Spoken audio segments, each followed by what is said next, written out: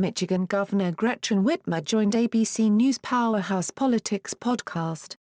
Michigan Governor Gretchen Whitmer, one of the chief executives on the front lines of the coronavirus crisis as her state suffers some of the highest tolls in the country, said she is assessing daily the restrictions put in place by her administration to stem the spread of the virus. "We have a uniquely bad situation here in Michigan, and that's why of the stay-at-home orders that have been promulgated across the country, ours is the most restrictive. It's because we've got the toughest problem per capita," Whitmer said during an interview for ABC News Powerhouse Politics podcast on Wednesday.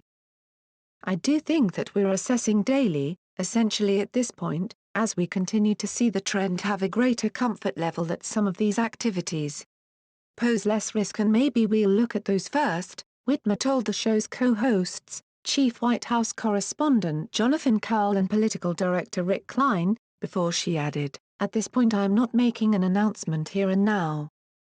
Whitmer, keenly aware of Michigan's ranking as the state with the 10th largest population but the third highest death rate from COVID-19, said she didn't think any of the limitations stemming from the emergency order she issued in late March went too far.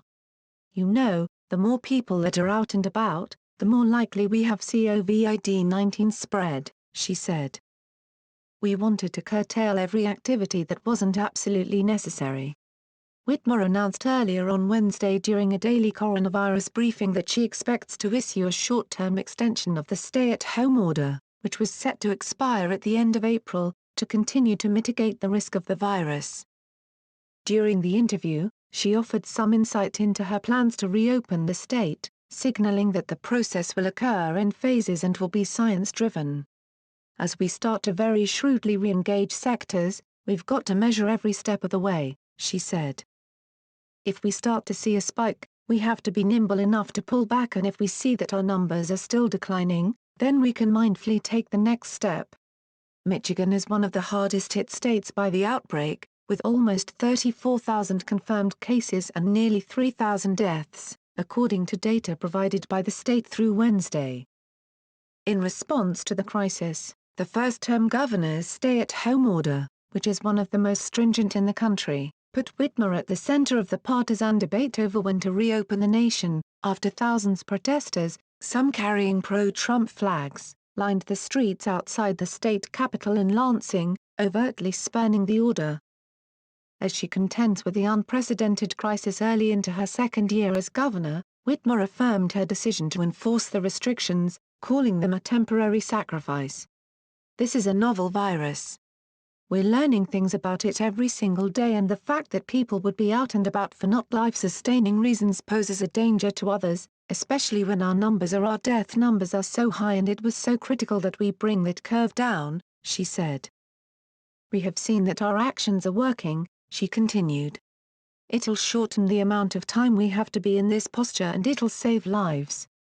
Whitmer's position as one of the most public faces battling the pandemic has also put her in the crosshairs of the commander-in-chief, who in late March referred to her as the woman in Michigan during a press briefing. She told the co-hosts that she didn't sleep that night after the president singled her out, anxious over the effect the sentiments coming out of the White House would have on her ability to seek out federal help. She said she forged on by not pulling punches, but instead looking for ways to reinforce her solid working relationship with the Trump administration. "I didn't sleep that night, and not because it's about me," she said. "I was worried that it really would impact my ability to get help for the people of Michigan. We didn't have enough masks. We didn't have enough gowns. We certainly didn't have the testing capabilities that we need. We're still struggling on that front. I am always also acknowledging where we have gotten some help, and I think that's the way that I figured out how to navigate it," she said. "Is it how it should be? I'm not going to go there, but it is what it is, and I'm going to do the best." As one of the leading Democratic voices from a battleground state in 2020, and a state that helped deliver President Trump the White House in 2016, Whitmer occupies a unique space in the debate over the nation's response to the coronavirus. That space has also landed her on a shortlist, as she is highly speculated to be among a handful of female prospects the presumptive Democratic nominee is eyeing to be his number two.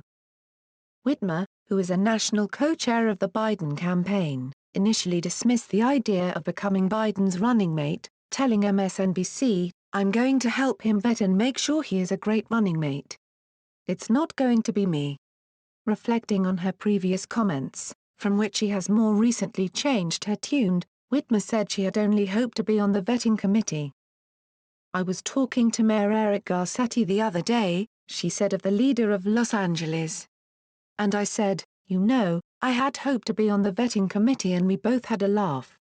While no actions, nothing formal has happened.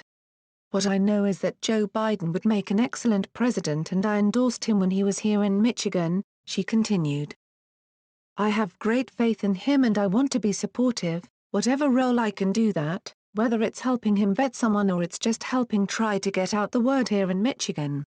Without ruling it out, Whitmer said she thinks Biden has a lot of phenomenal potential running mates. "The fact that my name's even getting mentioned is kind of amazing and it's an honor, but it's not something that I'm auditioning for or pining for," she added. As Whitmer balances the high-wire act between her dual roles as a leader in responding to the crisis, and as a rising star in Democratic politics who has emerged as somewhat of a foil to the president, she brushed aside the politics, asserting that her focus sits squarely on addressing the public health crisis. "I'm wearing a number of hats," she said. "I think that the most important thing I can do right now is to put every ounce of energy I have into saving lives and trying to navigate steps to protect our economy in the long run. But everything centers around the public health crisis,"